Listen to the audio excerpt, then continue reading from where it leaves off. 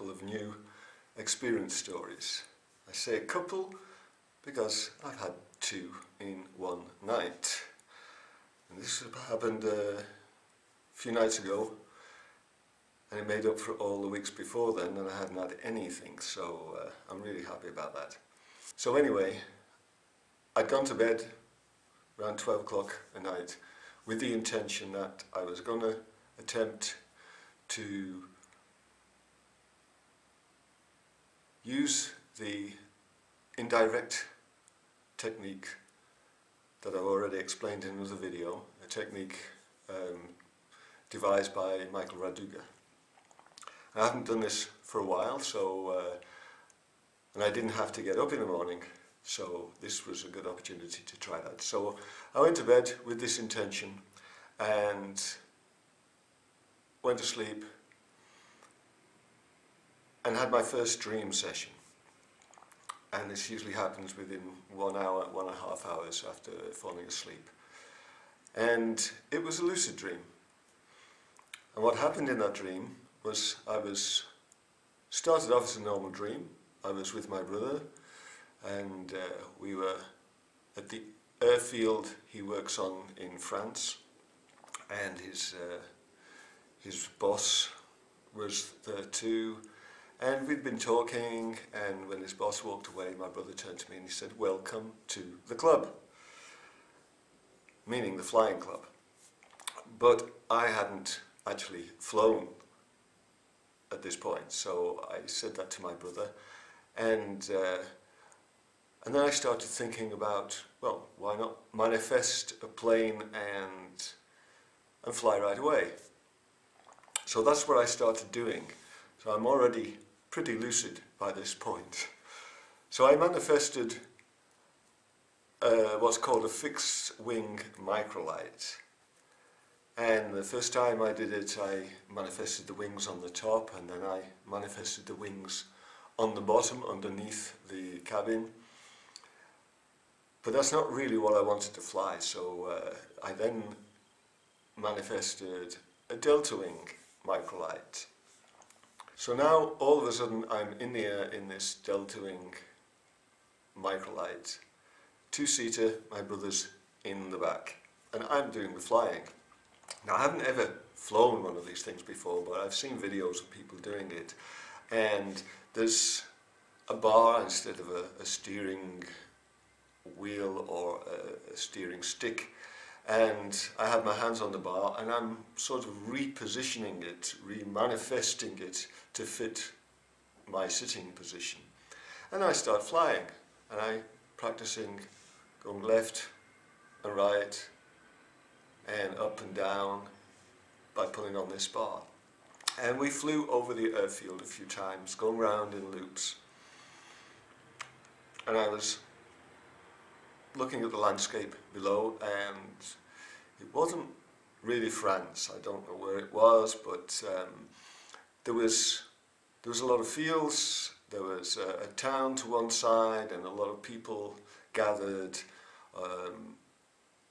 But the main landscape was cut up with long channels of water. I would call them canals, but actually they were more like fjords, because they were very, very deep channels. So we flew around and across these, and at the end of one of these channels I could see a cruise ship, a big white cruise ship glowing in the sunlight. And I also noticed to my left, far away in the distance by the town, there was what seemed to be an old fighter plane from the First World War that was crashed and had been left there as a sort of monument.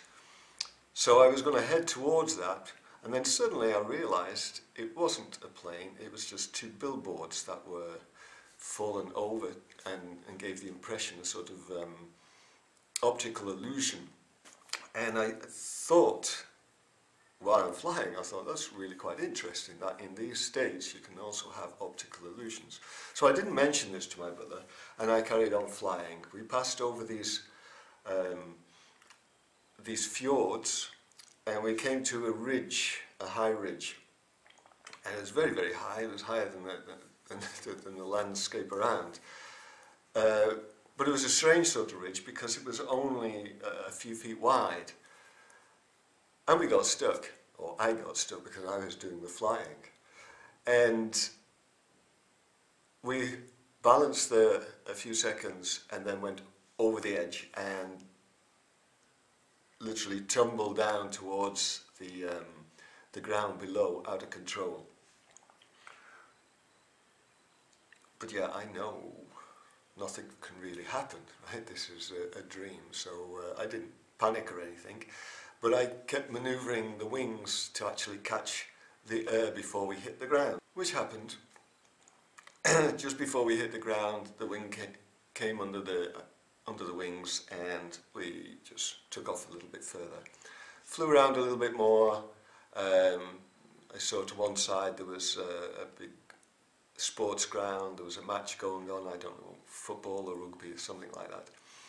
And we headed back towards the airfield and the house. And then it got silly, because I suddenly realised we were flying through the house, through the living room, through the kitchen, and I even thought to myself, this can't be happening, we can't be doing this. And I think it was that distracted me, because the next moment I was awake and on my bed.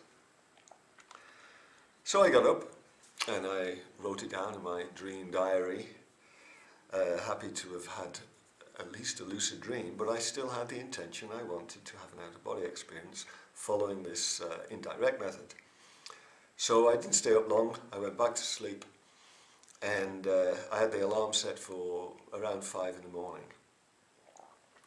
The alarm went off and I got up, had a coffee, made the intention again, stayed up for about 20 minutes, then went back to bed.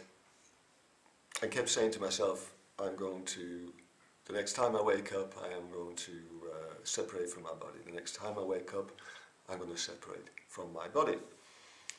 About an hour later, a couple of hours later maybe, I woke up. And it took me a couple of seconds before I realised I was awake. But luckily I hadn't moved and I hadn't opened my eyes. So even though this is probably too late to start this process, I gave it a go anyway, and I started rolling, or visualizing myself, imagining myself rolling from side to side. I didn't get any sensation, so I tried levitating, didn't get any sensation from that. So I kept cycling around 3 or 4 different movements, from swimming, rolling, spinning, levitating, and then round again and round again, and nothing was happening, and I'm thinking this is just not going to work. And then suddenly, strangely enough, I heard a voice to my left, and it said, "Try jumping." I thought, hey, I haven't tried jumping yet, so let's try that. So I visualized myself jumping, and I suddenly got a sensation that I was out of my bed, standing on the ground and jumping slowly up and down. It was very levitation sort of jumping. There was no weight involved.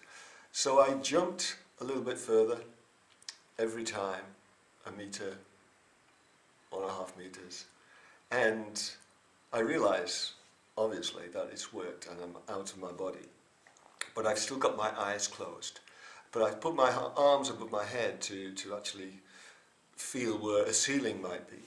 And after about 3 or 4 times of jumping, I reached the ceiling. And then I could open my eyes, or then I became visually aware of the room I was in and the ceiling above me. And I came down again and I went back up. And I did this a few times, and then suddenly I was levitating, stuck levitating at the ceiling. And then suddenly I was lying on the ceiling, upside down, and it felt like gravity had just switched. So I was stuck on the ceiling like normally you would be stuck on the floor through gravity. So I thought, okay, all I have to do is stand up. And that's what I did. And while I stood up, I expected then to see the room upside down, you know, the tables and chairs on the ceiling, and a lampshade standing up from the floor. But it wasn't like that. It was just a normal room, the right way round. Everything that was on the ground should have been on the ground. Everything that was hanging from the ceiling should have been on the ceiling. And I looked around because I'd had the intention, which I forgot to tell you, I had the intention that should this work, then the first thing I want to do is look at my body lying in bed. That was such a strong desire, and still is. I haven't done it yet. But I wasn't in my room anymore. I was in a house that I understood as being my house, but it wasn't this house. But I also understood that I should still be lying in bed somewhere in this house, if only I could find the bedroom. So I went exploring around to find the bedroom, and I passed through a kitchen area with sliding doors that looked out on a garden, which is another thing I realised because I live on the 4th floor, and this house was on the ground floor. And there was a lush garden outside, bushes and trees, and I took the time to take that all in and really view that garden. But what was strange was the atmosphere, because it was very, very still, inside and outside. Very still, strange, spooky atmosphere, but not threatening. It wasn't really daylight and it wasn't really nighttime.